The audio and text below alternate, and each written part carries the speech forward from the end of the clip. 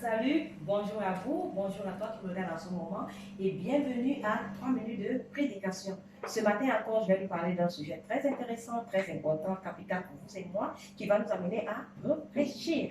Dans le livre de Genèse chapitre 40, c'est là où nous allons tirer, n'est-ce pas, notre inspiration de ce matin.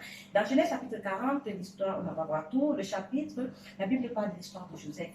Joseph qui s'est retrouvé en prison, nous savons tous pourquoi Joseph s'est retrouvé en prison, pendant qu'il était dans le service sur Potiphar, un des serviteurs du Pharaon. Dans la prison là où Joseph se trouvait, il y avait aussi deux serviteurs de Pharaon qui l'ont trouvé là-bas, les chansons et le panetier du roi Pharaon. Et ces deux ont eu un songe pendant qu'ils étaient en prison. Le panetier, les chansons, un songe qui les a troublés, qui les a inquiétés, qui les a donné la peur. Alors ils cherchaient quelqu'un pour leur donner l'explication à ces songes.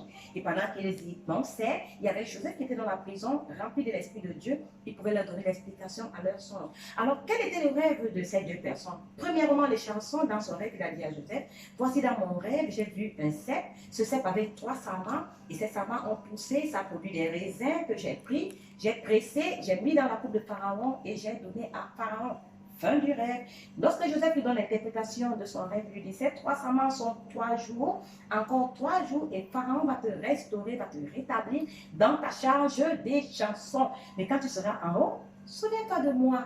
La Bible dit que lorsque le panetier a écouté l'explication que Joseph a donnée à les chansons, il a dit, ah, moi aussi j'ai eu un rêve.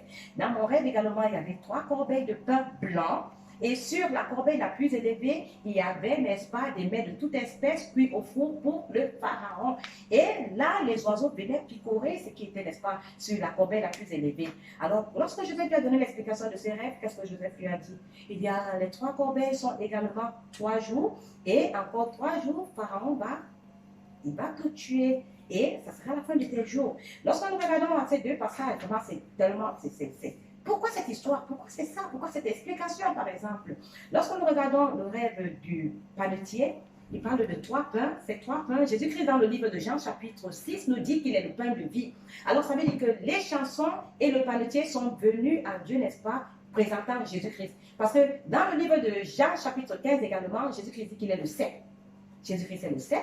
Dans Jean chapitre 6, Jésus-Christ dit qu'il est le pain de vie. Alors, les chansons est venue à Jésus-Christ avec le cep, avec Jésus-Christ s'est présenté devant le Pharaon qui est l'image de Dieu. Il est venu et il a été restauré. Ça veut dire que quoi? Lorsqu'il est venu, il a pressé les grappes, il a donné le vin, le jus à Pharaon, il n'a rien ajouté. Mais lorsque nous regardons l'explication, n'est-ce pas, du panetier, en dehors des pains qu'il avait, il a ajouté des mets de différentes espèces. Ça veut dire qu'il est venu à Dieu avec non seulement Jésus-Christ, il est venu également avec d'autres choses. Et ces d'autres choses, c'est quoi? Il est venu avec ses œuvres, il est venu avec son zèle, il est venu avec sa force, il est venu avec, il est venu bien, il est venu, il est venu. Et à la fin, qu'est-ce qu'il pouvait rencontrer? La mort. Lorsque nous entrons dans le livre de Galates chapitre 3, le verset 10, la Bible dit que tous ceux qui s'attachent aux œuvres de la loi sont sous la malédiction. Si nous voulons servir Dieu avec la loi, si nous voulons servir Dieu en obéissant à la loi, tout ce que nous allons rencontrer, ce n'est que la mort. Mais si nous venons à Dieu uniquement par Jésus-Christ, uniquement par la grâce, en ce cas-là, nous pouvons obtenir la miséricorde, le pardon et la grâce de Dieu. Alors, vous aussi, réfléchissez-y pendant que vous servez Dieu. Est-ce que vous êtes sous la loi ou alors vous êtes sous la grâce? Sache que si tu es sous la loi, et si par contre tu es sous la grâce, alors c'est la grâce, c'est la miséricorde et c'est la vie éternelle. Sur ce, je vous dis au revoir et à très bientôt sur une autre vidéo de 3 minutes de prédication. Au revoir et merci beaucoup.